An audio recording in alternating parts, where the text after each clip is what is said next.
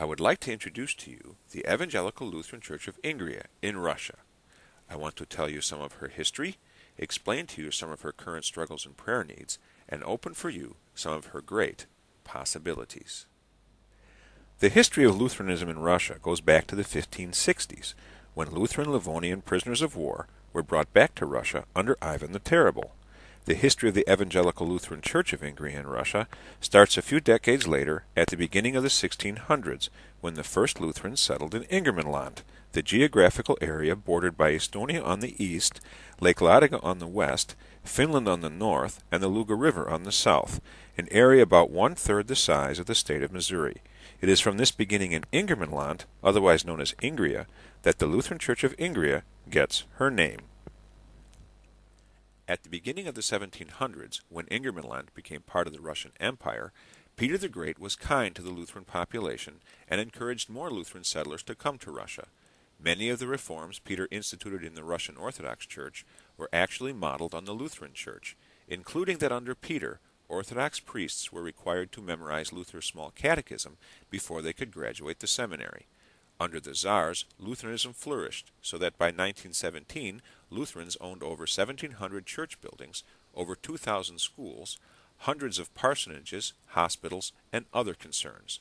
Lutheranism by that time was the second largest Christian confession in Russia, surpassed only by the Russian Orthodox Church. The Russian government's kindness towards Lutherans ended with the Communist Revolution, and of all the churches under communism, the Lutheran Church has actually suffered the most.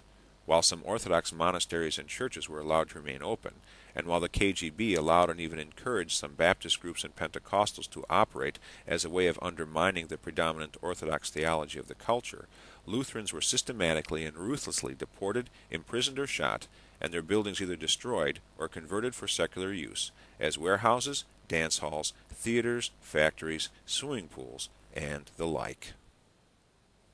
The church in Moloskovitsa, for instance, now a ruin, was founded in 1631. On Easter Sunday in 1937, after Pastor Lev Schultz had held confirmation and served First Communion to the confirmands, communist soldiers stormed into the church, broke up the service, and shot the pastor on the spot. The church was then turned over to the government to be used as a village club. It was partially demolished during the war and is now considered an historical monument. Even under such pressure, the Lutherans remained undaunted. In one village in 1937, after communists burned down their church, the Lutherans filed all the necessary forms and documents for permission to build a new one. In spite of such bravery, by 1938, all the Lutheran churches in Russia were officially closed, all their property seized, and public Lutheran worship forbidden. Lutheran worship then survived only secretly in the kitchens, barns, and hearts of believers, her churches seized and torn down, her pastors deported to Siberia or shot, her sheep scattered to the four winds. In the early 1960s, things began to thaw, and many Lutherans, and even some pastors, were released from prison, and some were allowed to return to their homes. In 1970, the Lutherans who had returned to Ingermanland had gathered several thousand signatures and requested permission to reopen a Lutheran parish in St. Petersburg.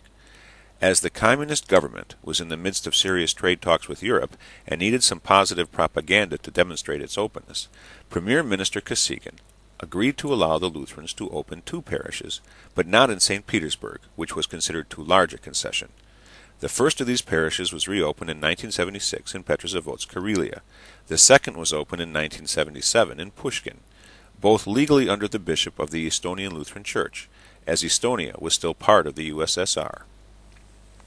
In 1993, the Lutheran Church of Ingria became independent of the Estonian Lutheran Church and has maintained a strong scriptural and conservative confessional stance on doctrine and practice.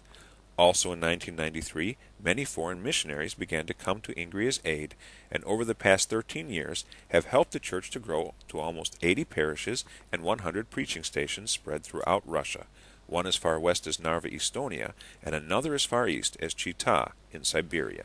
Even with such growth, considering the massive size of Russia, the Lutheran Church is still quite small.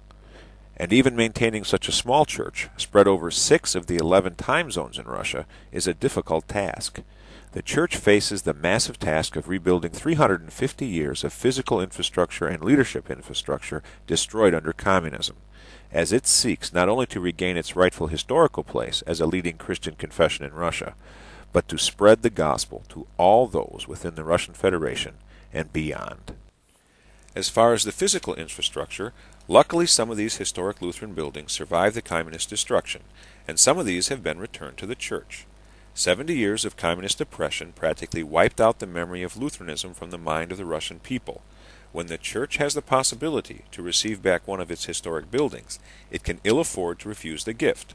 For to the surrounding Russian culture that pays particular attention to its history, these historic buildings serve as a powerful witness that Lutheranism is not some new Western fly-by-night cult or sect, but a significant part of Russian history, and more so, a significant part of the true historic apostolic Christian faith.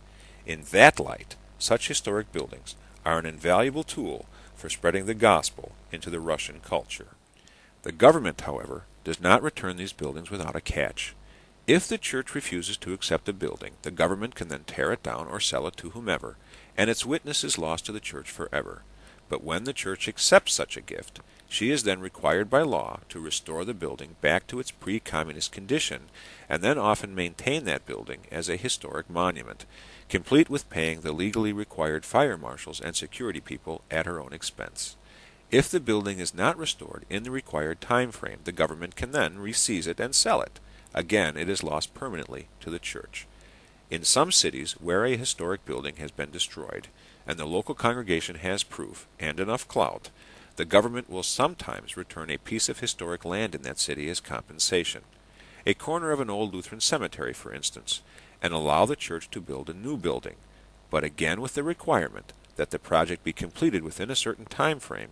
In these cases, too, if Ingrid refuses or fails to build in time, she loses all rights to any further compensation for her historic loss in that city, and again loses a valuable witness to the gospel. Currently, Ingrid has over 20 such building projects on her books, only a few of which are even partially funded. Of course, the Church is not made up of buildings, but people. People who need shepherds. In the 1930s, Lutheran pastors were forced out of the ministry by being deported or shot. Nowadays, they are often being forced out of the ministry by economics, as inflation and the cost of living shoot up, and pastors' salaries actually often go down. One major concern facing pastors, especially those with young families, is where to live. Although credit for buying apartments is becoming increasingly available in Russia, none of the pastors can qualify, as their salaries, if they have them, are much too low. Those few pastors that are fortunate enough to live in parsonages realize that when they retire, they and their families will have no place to live. Either they have to quit the ministry altogether, or they have to work a second job outside the church, thus serving two masters, and their family and their flock are the ones who suffer. This raises another issue. How can congregations call pastors if they cannot pay them a living wage or offer them some place to live? If a local boy does not want to be pastor, often congregations are left without a shepherd, and the flock naturally weakens. Of course, just being a Lutheran pastor in Russia is difficult. In many areas, the nearest Lutheran pastor is a day's train ride away. This makes fellowship and mutual encouragement difficult, and pastors often falter as they work more or less alone. Given all these challenges, added to the everyday challenge of living out their Lutheran Christian faith in a culture that is still rather hostile to both Christianity and Lutherans, it is amazing that there are pastors at all. But yet there are, and this is a great testimony to their faith and commitment to the gospel. As difficult as these struggles seem, the Lutheran Church of Ingrid has persevered through much worse, and God has provided her with many gifts which she is bravely using to move forward to grow the church and spread the gospel.